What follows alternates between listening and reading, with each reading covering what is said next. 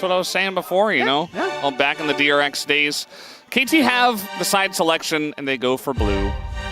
Not a surprise. Also helps a lot that in your case, you don't do this like 5 times a year with 18 different players like someone else on this desk. When it comes to hyping up, it's me. I pick and choose. Yes. Only the truly specials. Well, they're actually both such as Daystar. My boy. Well, they're actually both in this game because it's Carrie and Peter. Yeah. Well, Peter was kind of a different different line, yeah. Pantheon still taking away. Vi, I'm sure to follow as Diani taken away. T1 have kept the habit of just blinding Faker or something as early as possible that he feels comfortable on so that they can spend their counter picks elsewhere. Yeah, and he also got banned 2 out of the 3 games first rotation. Yeah, that's good. On red side by DK both times. We also saw the attempted counter with the Malzahar, which unfortunately did really well into Annie. It like almost won. Well, no, it did really well into Annie, but it also you are still playing Malzahar in 2025. So you're just kind of standing there and you take another player out of the game, but you're a BDD, so don't really do enough. Oh, come on, this is the most B1 Azir I've ever seen. It's BDD. They're banning Talia. I'm gonna get Azir Victor. They might just ban it. I mean, yeah. Okay. That does mean that Vi is up, and you do not want to give that to Owner. And I think you might just have to take it. Obviously, there's other really strong stuff still available. So bad, though. If you pick Vi, they pick Wukong, and then you play against Owner Wukong. It doesn't feel better. I mean, that's the problem. You can't take everything away, right? I think you just slam Wukong and call it a day. Yeah, actually... Wukong is, you know, he's really climbed a lot, the tier list. And so we've got him on the brain a lot more. We have figured out that in a teamfight meta, where you basically have to group every 3 minutes to fight for the next objective, having one of the best teamfight junglers in the game is good. It's a good thing. Yes. It's a lot of value. So, Vi... What else are we locking in? Vi Aurora? Been not always convinced by Faker's Aurora. I do think Aurora is a specific... Oh, what am I talking about? Sinzao. It's Owner Sinzao. How does this happen?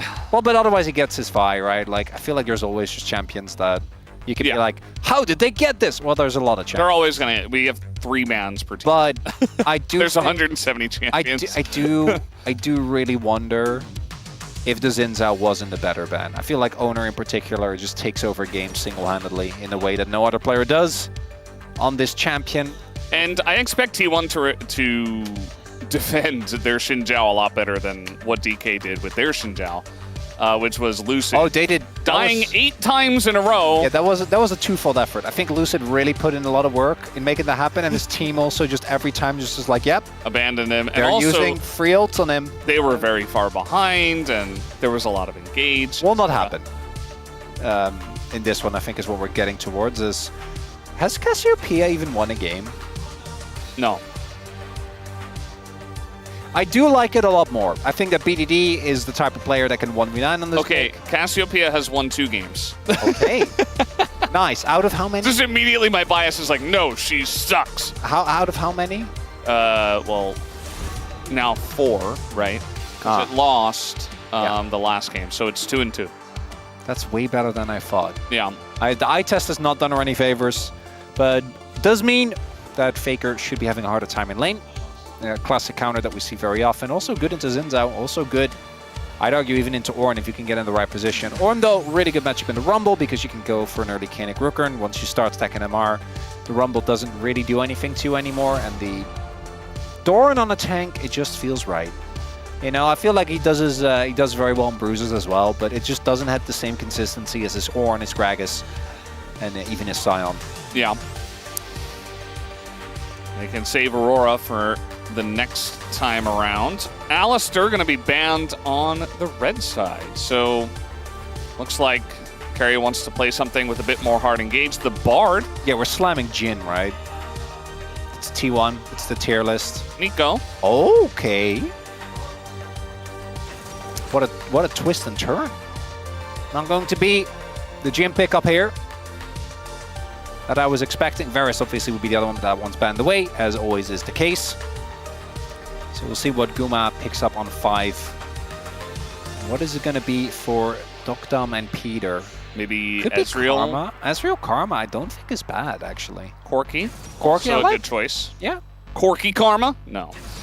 Nautilus going to be the choice for Peter. I also like the Nico pick away because I actually think that Peter has been our best Nico, which is crazy because I feel like Peter has been, again, pretty up and down as he always is. His Nico has been crazy this year, though. Very consistently finding the big plays. For Guma, into the Corki. Sivir, just a rising pick. Not going to have the biggest early game impact. In general, I do think that this is the type of comp that nameplates off would worry me because both Ryze and Sivir don't have a lot of pressure early on. I think your skirmishing outside of Xin is a little lackluster. And then I look at the KT comp and I'm like, my god, that's so much early game power. Nameplates on, I do feel a little bit better about T1, right? Owner has had really good early games consistently. Faker's great at using his Realm Warp to have impact in side lanes. But I think KT should still be pretty happy with what they're able to get themselves here. Yeah, I think all things considered, I don't really rate Cassiopeia into Sivir Nico. No, that is true. She is going to get rolled over if they fall behind, and also she doesn't have a very strong early game as well. So all the other parts, great for the side of KT, but it definitely does feel like there is an odd snake out on this composition. And maybe that's just my bias. Maybe BDD proves me wrong. I'm willing to let that happen. That's fine. But we haven't been the biggest fans of Cassiopeia. It's obviously a very common counter pick into the Ryze. We'll see how he does here as the heart of KT. Can't wait to see what this first game brings. I'm hoping for a cinematic free gamer, let's be real.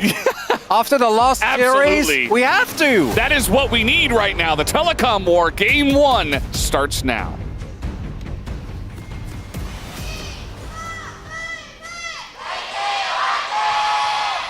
소환사의 협곡에 오신 것을 환영합니다. Alrighty, game number 1. Faker just having a laugh, you know, just running around in mid. And Cuz's Wukong. We have seen VDD and Cuz take over on Ahri Wukong, just desperately trying to carry their team with that duo, and successful at times. But Cassio Wukong, a bit different. We'll see how it goes. Tons of damage, obviously, in this comp, and the team fighting is insane. You know, Wukong, you got Rumble, you keep them all in place with the Miasma, Corki, goes without mentioning. But if T1 can get to the late game, then obviously they'll have a ton of power with Ornn, Ryze, Sivir. Oh, they get clipped by that one. GG. He is playing into Conqueror. Needs to be a little careful. Just dodge. There. Just dodge. Just don't get hit. Just walk. Love the narrative weight that's being put on this matchup in mid. Feels very apt given the players and the respective importance for their teams. So yeah, I want to see the head-to-head between these two as well. It's always interesting to see like the Faker Chovy because those are like the big two names. I can't believe that's even, by the way. That's so dumb. There's 60... Just doesn't make sense. 60... Well, it does, you know, if you believe everything is scripted and life is simulation actually makes a ton of sense. It is. What do you mean? Well, you believe in curses as well, Veldas. I feel like this is an ongoing conversation. It's, the fight to convince you never ends. Never. Never ends. So, apparently... we've got some extra stats here. Cassiopeia win rate only in LCK. Total is 44% win rate, 92 and 117. And Cassiopeia plus Wukong in the LCK total is 0 and 4. So it's never won in the history of the LCK. Will today be the first time? Can we make history tonight? It's so interesting because given the two scores at the top of your screen, you might be like, I feel like this should be close. I really do think that this matchup is heavily T1 skewed given the recent performances that we've seen of the team.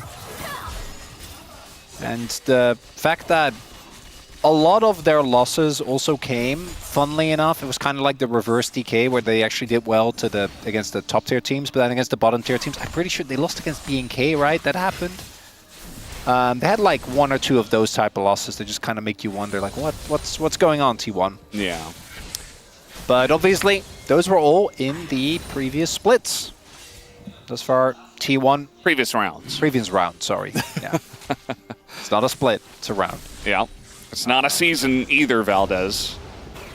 I made that mistake in the first. Well, there are seasons. You know, those two still exist, just not in the LCK. Thanks, Chronicler. That I didn't realize that. I don't know if you'd noticed summer. If you'd noticed summer in Korea, you know, it's easy to miss. Yeah. No. Yeah. The 36 feels like 45 that we had today. The feels like 45 is not nice. It's not good. It is quite humid everywhere. So it really makes you feel it, and it's like a heavy blanket. It's honestly worse than I don't know how, but it's worse than the tropics. You know, I've spent a fair amount of time in Indonesia, and I feel like it doesn't. It still feels nicer to be outside than it does in Korean summer. Yeah, that's kind of strange. I mean, it is a peninsula. We're very close to water, so maybe that's part of it. I don't know. So would Indonesia is is like a million islands. So yeah. I think, yeah. Weird. What a nice early game. I actually got the chat. Yeah, I mean, it's just kind of the way it goes. No swaps yet. Kind of interesting. I think that Guma and Carry absolutely don't want to swap, but I feel like Dr. and Peter would like to if possible. Perfect. But Perfect's also, yeah. Yeah, Perfect performance to me is really interesting in that I actually think in the 1v1 he's been quite good. Oh, nice hook. Pretty nice hook. I don't know if they can really follow up on it just because Dr. is so low. Oh, that's Guma, nice trade back. Well done by Dr. as well. Actually equalized it a decent amount, especially given the heal's still available though for Carrier. But given the mana, I think they're in a pretty decent spot. No, so Perfect to me is so interesting because I think in the 1v1 he's actually been consistently like pretty good. It's just that I swear if he gets ganked twice, he just falls apart. I feel like his understanding of lanes and where he can be at what point in time, can you be underneath your turret or not, has been the biggest weakness of this player, going back even to last year. And it's something that I feel like given the the coaching staff, the experience on the team, they should have been able to kind of get better at managing, because it feels like it is such an obvious weak spot for KT right now. Even though we know Perfect's a good player. When it comes to the mechanics, when it comes to some of his teamfight reads, I actually think he has a really good eye for can we make this play happen or not. Yeah, just sometimes it's a mental block and the player just can't get through it, you know? Yeah, true. It's just the way it goes sometimes.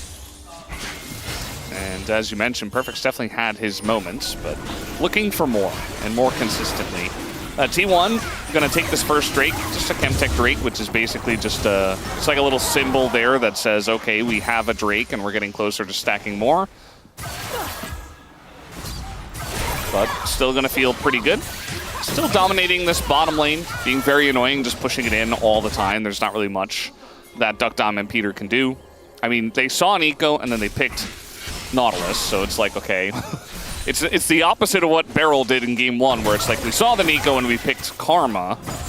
That was a very different feel. This is such a good example of, like, Peter knows this matchup is bad, right? This is legitimately just because they, like, we look at the comp, we need engage. Like, we can't just have Wukong be it. Ooh, Peter! Yeah, he actually blew a spell shield on a hook that Peter hit the turret with. And then the cooldown came back up before the spell shield.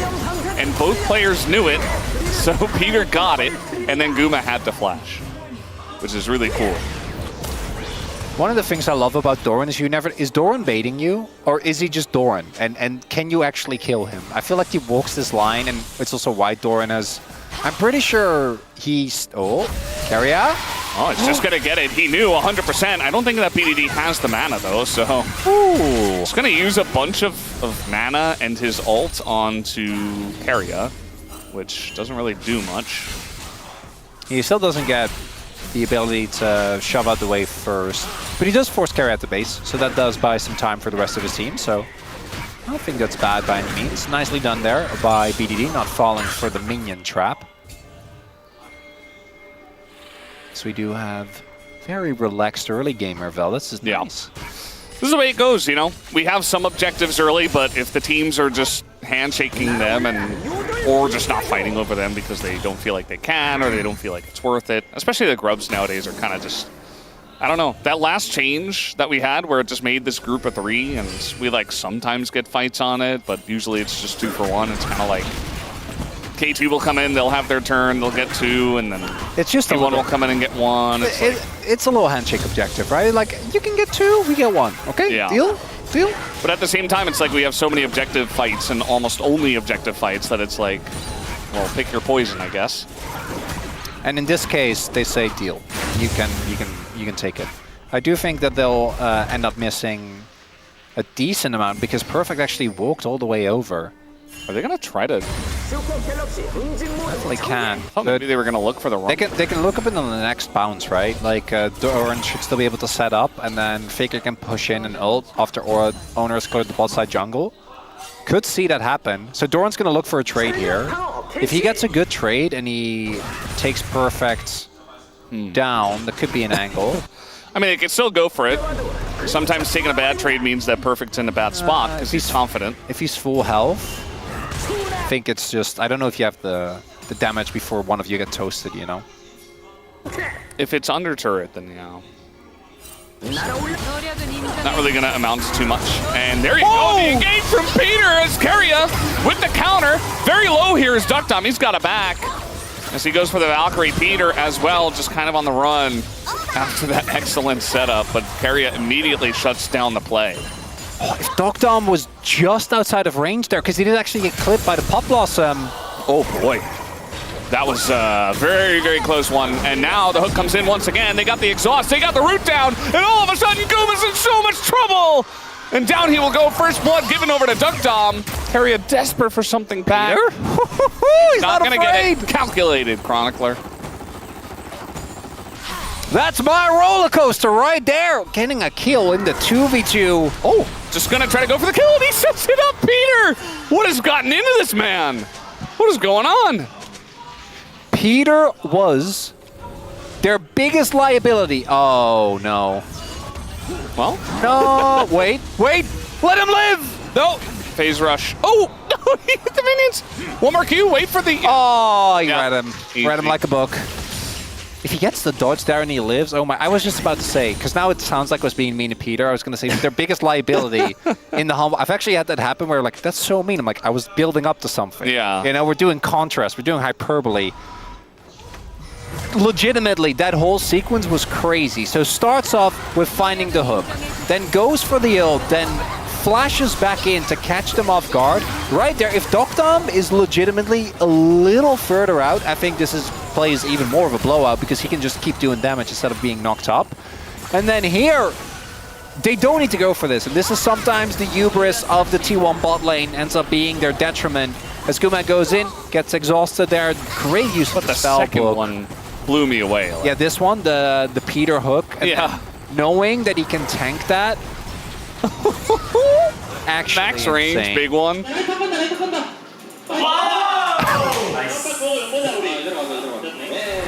You can hear the comms in there as well. Yeah, so we're starting up here on the Dragon. Let's see how this one's going to go. Looks like KT want to fight, especially Peter's probably Oh, pretty we're good. full committing. Full commit, 100% 5v5 on the Mountain Drake. T1 don't want to give it up, and they're going to just go for the straight-up engage. Owner is going to be okay. It goes over the rise as Baker going to smite it down with his abilities. Nice engage here from the Nico. Keria sets it up, but the damage isn't quite there. The hook from Peter is huge, but they don't quite have the health bars. And Owner just stays alive and shuts everybody down. It's a full ace to T1. That man cannot have Zinzo. It's not okay. How does he live there? Unbelievable. Because I don't even think that. Yeah, and the sustain, right? Cuz doesn't really get to do a lot in that fight. The equalizer doesn't quite hit the mark, but the moment BDD flashes out and Duckdom's okay, and the health bars are this low, I'm like, they got it. The hook from Peter, but then Owner here, come on, man, goes in, gets the sustain, finds the kills, hits the multi-man W. And that, I think... I saw him heal for 315. Yeah, no, that's not... That's fun. Okay, but how many Zinzaos actually pull that off in our league? he just has such a great understanding of the limits, you know? Yeah. Like, he knows exactly how far he can go. Doran might just die here. Be very Doran. Yeah, not going to follow on that, but still has to flash. Kind of. I love Doran, man. He's such a Doran. He just stands alone. Doran. He just stands alone. That is true, yeah. I do feel like as well, like in that team fight, you know, Cuz goes in, like he gets a pretty good ult, but it's mostly for like peel. Yeah. And then the Wukong's kind of done and doesn't have a first item because he's going for the Trinity Force. And it's like, well, you're done. Right? And then the Xin Zhao is only getting started with Sundered Sky, right? So the difference between the jungler damage is like gigantic in that fight, especially in an extended fight. The mid laners didn't really matter too much because they're still scaling. We've got a little fight here in bot lane. Owner is actually terrorizing these guys. KT just can't seem to get away as now they're going to go in, and Owner's like, okay, I'm just going to give my life over to the Corki, I guess. Maybe a bit overconfident this time, Owner, or perhaps just a straight-up classic caster curse. No, I've made that play where you're like, I am so fat, they can never kill me, and then they're like turning, and you're like, oh, well, I guess they could. Just us three, we give him the praise. This too is T1. You know, they get ahead with plays like this, and sometimes they lessen the lead. I don't think that this play is super detrimental, but it is a nice amount of gold going into T1. The fact that Doran doesn't quite connect till the end, there doesn't have his ultimate, means that this was always going to be a little bit of an ambitious play to go towards. There's a little gold there for KT. Gonna be happy about that kill. Going over to Duckers as well, currently sitting on 3-1 on this Corki. Not the easiest Corki game to play though, I'll tell you that. You do have a lot of safety, but there's also a lot of big threats on the enemy team. Yeah, there definitely is. It helps to be as fed as he is, which you mentioned. Cuz? Yeah, this is fine. Oh, uh-oh. He's going to get rooted. Now he's in a bit of trouble. Do they have the damage to finish him off is really the question. Looks like yes. As Owner shows up, and he's like, you know what? I just died. Got the reset on my my streak. Let me get the kill. And that he did. I feel like probably should have just given that over to Guma. But it is what it is. So they do get teleport out of Faker. That's something. I think he TP'd to ensure that Wukong couldn't leave. But that is a little... No, we're not. Okay, I thought we were going to continue with free grubs especially. But maybe afraid of a Realm War play. Which is one of the big things with this Rise, right? And why T1 have really prioritized it so heavily. Is one, it sets up for Baron flips. Which aren't flips if you're 15 seconds ahead. As it's very funny to me that it's Guma that's like setting up this play. And there you see the moment the TP comes through, he knows he's dead, right? Not really a way. And he doesn't have either his W or Flash, so... No way for him to get over the wall, but even if he did, the rest of the team had already abandoned him. And now we might have another fight on our hands, but looking at the item finishes, I feel like the gold leads are there, but it's not that crazy right now for KT. I think they're relatively still spiked pretty nicely. Doctum at 2 would have been great, but there isn't that much of a lead between Faker and BDD or Cousin Owner when it comes to actual finished items. We'll see if they can get perfect out of it, because without Rumble, I don't think you can go for the 5v5. Yeah. At the end of the day, like, Wukong's still going to do Wukong things. It's really about the amount of damage that can follow up on it. You know, like, Perfect's farming really well. He's not, like, massively ahead, but he's farming well for himself. As the front line, here's Cuz in a lot of trouble. The clone times out, and he gets away. Looks like someone wanted to face check into the Rift Herald, and it just happened to be Cuz this time. And so T1 should get a free Rift Herald, whereas KT will look for the first Ocean Drake, perhaps. We'll see if they can make their way over towards that. We do have Cuz going into the pit and starting that one up. Oh, Realm Warp's up. They're not getting this dragon.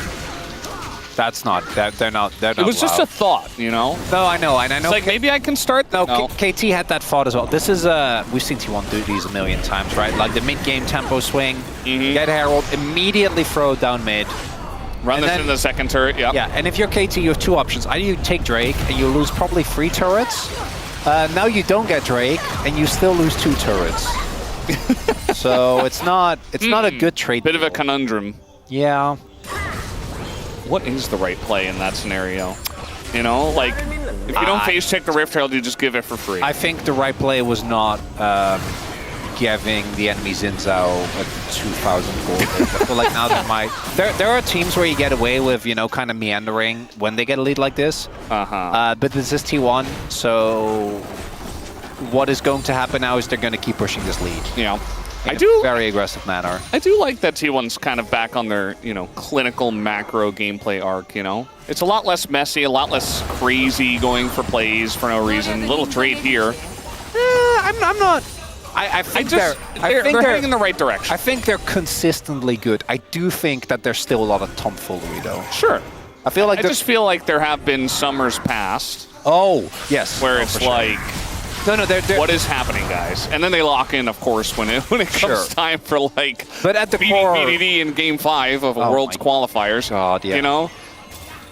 So I still can't believe it's kind of interesting that it seems to be that they're locking in a little bit earlier this year. We have had a multitude of world runs that really came down to like crucial Game 5s that otherwise just wouldn't have happened. Yeah. Unreal. DRX Gauntlet. Yep. That's probably the most obvious one. Well, with the accidental Zyra lock-in. Yep. Good stuff. I love accidental Zyra lock-ins. Yeah. We've had some good times here at the LCK. I'd argue we are having a good time right now. Yeah, I don't know. I'm talking like I'm at an award show or something. Like we've had good times at the LCK. Good times, emotional times. Just glad to have spent it with all of you. I don't. Anyway, here's the. I'm sure the here's the award for funniest celebration after a loss. I don't know. Just making up a new category. Peter gonna get engaged on, and the Sivir pressed ult, and Peter pressed flash, and the Ryze and the Sivir continue to scale, and the Xin Zhao runs the game and does whatever he wants. The top lane doesn't matter. We can look at it. Yeah, sure, okay, cool. Guma has IE. Does not matter. That's not good for KT. It's good for T1, obviously. Such a Doran, isn't he? I know. I love Doran, man. Watch him just TP to this Otacon fight. Wait, he just moved. Okay. Well, maybe if it was 2 wards and they didn't know and you didn't he doesn't need to 1v9 to fight because it's just gone. Yeah, there is no fight. Are we playing? What's the teleport? Are we playing for the exit? We're playing for the exit! Okay, looking for the... they're really going way too deep for this. The Cassiopeia ult is gigantic. Down goes the Nautilus, but Doran's nearly dead. The flash from Carrier catches 4! Immediately shuts down the fight, and any idea that KT had of winning it is thrown out the window, and T1 will win this game. That's the circus! They bait you in. They're like, oh, are you sure we can do it? Yes, they can. As this initial engage looks a bit disjointed. Faker and Doran going very, very aggressive onto Dokdom here. This is crazy. I can't believe that flash ult worked, by the way. That timing was crazy. But then BDD's there, finds the ult. They do indeed kill Faker and only Faker, as he sets up for the rest of his team. A disgusting ultimate there from Kerr. And Doran, he's just waddling it up. It was a shot trying Guma, by the way. Didn't even realize. I was so blinded by Carrier's ult that... Well, I mean, Carrier did kind of... They're just saying, like, good right after Carrier ult. Yeah, let's be real. That ult from Carrier is a little... Yeah, oh, they're talking about the Penta because it was actually Quadra, and then Owner got the final kill. So, a little bit of shenanigans. That's why all the smiles were there. I thought they were just, like, happy with the way the fight went, but no, it was because we denied Guma a Penta. Always fun shenanigans. I retract every nice word I've ever said about Owner. I can't believe he would do that to his own team.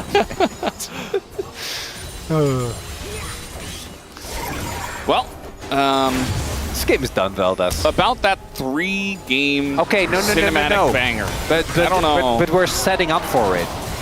Doran's taking damage, guys, I swear. No, guys, he's not. He's taking damage. Chronicler, he's not taking damage! He's not taking Yes! Look at his health bar, it's full. Okay, the equalizer's pretty good, doesn't matter. Dokdom's dead. He's still full health, basically. He's just gonna dive the turret, and maybe you get Faker. Maybe. And will they? Looks like no. You're not even gonna get Faker. Let's just TP in the mid. All of us. All 5. There's no wave, guys. There's no wave. Are you not entertained? I'm entertained. This is great. I'm entertained. Yeah, this is very good. All right, break it down. Take it away, Chronicler. They're 8,000 gold ahead. What do you mean break it down? They try to collapse on the door and Give me that hard-hitting analysis. Oh yeah, Faker is just like, Yeah, this TP, I don't know about that. I'm just going to run it out. Starts running the other way. Which actually ends up saving him, obviously. Yeah. And then the fact that he barely survives here is just perfect. Look at that. Tick, tick. Nope. Yeah. Completely fine. Clean ace for the gang. Second one. Or third one. I don't know. No, but this was Second clean. one, second one. Wait, what's the other one? The first one they got on the Mountain Drake. The Dragon? The Mountain Drake. Was that was a clean ace. Yeah, Oh. 5 for 0. Wow. Then the second one in bot, that was like a 5 for 1, and then this one was You know, I don't even 5 feel for like 0. KT have played poorly, which actually I think is the hallmark of kind of showing where T1 is at the moment. Like, it isn't That's one why of those... that's why I asked before, like, what do you even do? Yeah, like, you don't, because you it's just T1. you don't do. You don't. You need everything to go well. You need the draft to go your way, but also you need... It's just the raw firepower on this roster, man. It's hard to deal with. Yeah. It's pretty rough, and now Carria's got the angle. He's only going to find the Nautilus this time. Little for fun engage. Again, they can kind of just do whatever they want. Down goes the Nico, but what do they care? Everybody throwing everything into Owner. That's a big shutdown for the Corki. And perhaps getting a little bit ahead of themselves. They did have an 11,000 gold lead, and they still do after getting that turret. Hey, that's 10.5. Oh, it's sorry. shrunk. I rounded up. Yeah, we're not factoring in Ocean or Otacon in this equation. I was kind of waiting for a take it away Chronotor, as there's nothing to say about I thought it was play. implied. Yeah, I was like, yeah, you know. This is the same thing that Atlas has done with me, where like I say something and I look at his face, and he doesn't even need to make the bad joke. I just do it in my head, and then I get tilted. It's just priming. You just know. Just as the moment. Oh, yeah, that's 11 seconds, all right, guys. That's we're gonna send it. That's not the best any percent. T1 got you beat on that one. Okay, little turn, a little engage here from KT. Gonna find Doran. Looking for the turn themselves, and there's the ult in a 3, and Doran, he's certainly taking damage. They finally got him, and this time Carria has his flash, and it's just the end of it all. Looks like finally they've got a wave in mid, and they can finally end this game. Ooh, not a clean ace on that one. That is a bummer. Yeah, you know, they could have had their third clean ace of the game, but... Yeah, this is a massacre. Yeah. Falvis. And I want to, again, repeat myself. I think KT, obviously they lost the fights, but I think a lot of their fights, like the decisions that were made, right, the setup, it didn't make us go, what are you doing? It just made us go, okay, makes that. They just got out-executed. They just got outplayed. T1's just better in this game, number one. A lot of comfort, a lot of main characters. Started with Owner, ended with Guma and Carria. Isn't that the way it always goes? Farming some more kills here. Guma is just not dying and has gone legendary in this game. There you go. I think he was 11, 1, and 13 at the end of that. So 24 kill participations out of like 27 or 25, I think. Pretty ridiculous stuff.